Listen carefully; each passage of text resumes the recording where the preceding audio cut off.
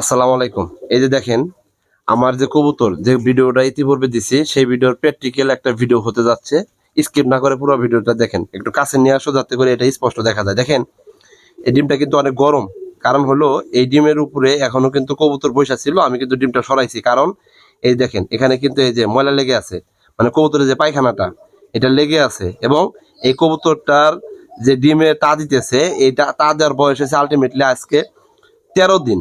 বুঝতে পারছেন? 4-5 দিনের মধ্যেই এটা থেকে বাচ্চা বের হবে। তবে আপনাদেরকে যেটা বলছিলাম এই যে আমরা হাতে দেখতে পারতেছেন এই যে এটা হলো টিস্যু যে শপিং ব্যাগগুলো আছে না, এগুলা দ্বারা একদম নর্মালি টিউবওয়েলের যে পানি আছে সেই পানির মাধ্যমে এটা আমি ভালোভাবে ভিজিয়ে নিলাম। ভিজিয়ে নেওয়ার পর আমি যেটা করি, আমি কিন্তু প্রতিনিয়ত এই কাজগুলো করার চেষ্টা করি। দেখেন এই যে এইভাবে, হ্যাঁ, এইভাবে আপনারা ক্র্যাচিং করে দিবেন বা ডিমের গায়ে যদি কোনো ময়লা লেগে থাকে এটা আপনারা আস্তে আস্তে আস্তে আস্তে খুব স্মুথলি করার চেষ্টা করবেন। তাতে করে যেটা হবে, এই যে যে ময়লাটা এটা কিন্তু অনেক হার্ড হয়ে আছে, হ্যাঁ, এটা ভালোভাবে ভিজাবেন। এই যেভাবে ভিজাবেন, এই যে ভিজাইতেছি দেখেন, এই যে ভিজাইতেছি, ভিজাই দেখেন এই যে আস্তে আস্তে নরম হবে। এই ময়লাগুলো কিন্তু আলটিমেটলি এই যেভাবে উঠে যাবে।